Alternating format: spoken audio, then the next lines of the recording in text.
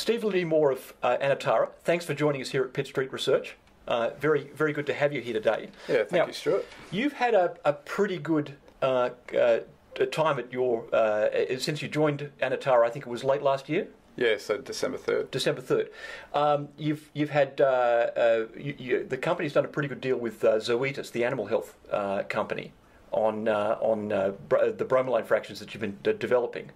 But you've now pressed the button in a big way on the human health indications. Let's talk about that. What are you trying to achieve in human health?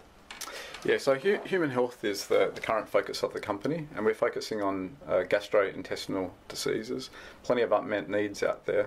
Right. In moving from the animal health into the human health, yes, the company undertook market analysis, and some people thought that we would move from diarrhea in piglets to diarrhea in humans, so right, traveller's diarrhea. Right. But when you look at that market, it's well served by current medications. The sales potential is not that great.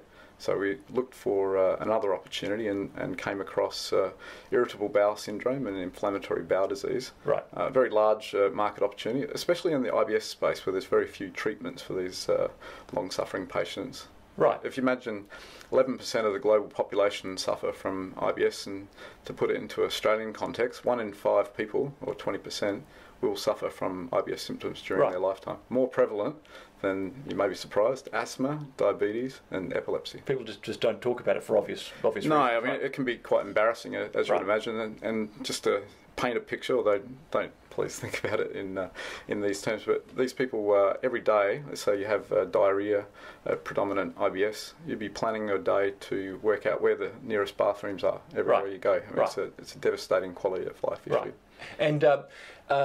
And with your new development work in that space, you've got something that potentially could represent a decent therapeutic, but without having to go for all the RX claims that you would ordinarily go after. So talk to us about what you're trying to achieve with GaRP, gastrointestinal reprogramming. What's the aim there? Yeah, so that's the internal name, and we'll come up with a better brand name for that particular product. But it is a dietary supplement. There's some advantages in that in terms of lower regulatory hurdles, lower cost and time to market, but and offering a solution for patients that are screaming out for a solution to their symptoms. At present, IBS in Australia is not treated. Well, it is treated, but it's not. There's no indicated drug for IBS. Right.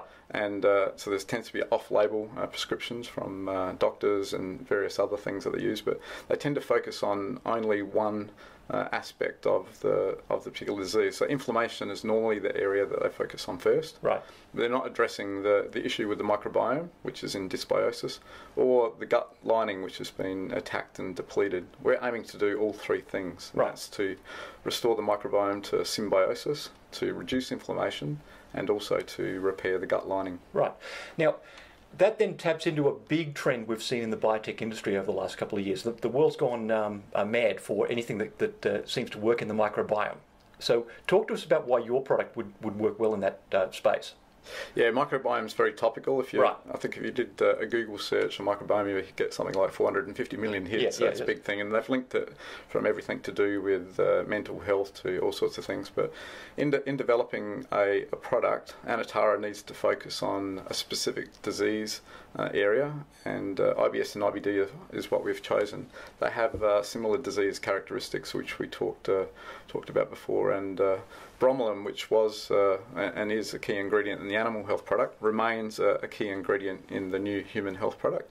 But that in of itself is not sufficient to create the solution for patients. So we've added additional ingredients, each of which has its own scientific and clinical evidence, to form a synergistic combination, which will be in a tablet form for humans to treat this disease and syndrome. Right. So, and the additional ingredients have a microbiome element to it, but obviously bromelain had known anti-inflammatory properties that can then harness the microbiome element to it. Yes, exactly. So bromelain has anti-inflammatory and also anti-attachment, stopping bad bugs from entering the gut wall. We wanted to improve upon that, so we've added additional elements that boost both of those things, but also attack on the last thing that I mentioned, which was to repair the gut lining and restore and protect it. to my knowledge, there's nothing out there that does all three things. And in that third area, I'm not aware of anything that is focusing on repairing the gut lining. Right. So ideally, in a couple of years' time, you'll have a compound with proven effects across these three mechanisms we're discussing. At that stage, the intention is to find a partner to take it further forward. Yes, that's great. Our target is within the next 18 to 24 months that we would conclude a partnering deal with a major global consumer health company. And that could be a pharma-based one, whether that's a GSK or a Sanofi or a J&J, one of those types, or potentially someone that's really focused on consumer health. Think Procter and Gamble, Reckitt Benckiser, Nestle Health. They're in that space. It's a big market opportunity. Right. So the whole functional foods area obviously has been boom times in the last 10 years. What's the big driver there?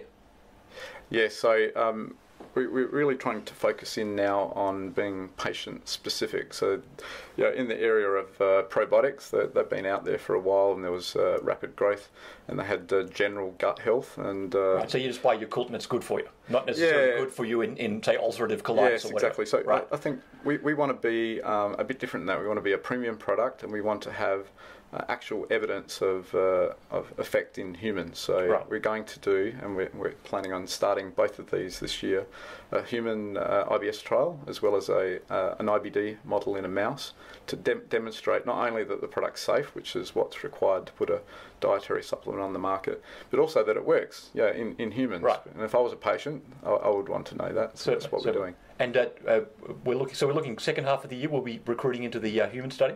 Yes, so in the second half of the year we'll recruit into the human study, and we hope to complete in the second half of the year the mouse study. Right. And on the back of that mouse data, together with the results we announced recently, which was the proof of concept in vitro, outstanding results. Can't speak highly enough about why that gives us confidence in the mouse model and the human model. Right. This second half of the year is going to be very important for the company. Now, so obviously, in addition to GaRP, we've got the work with Zoetis going forward at their pace, but it's not too many years before that potentially can go live. Well, what else is happening internally at Anatara that investors should be paying attention to?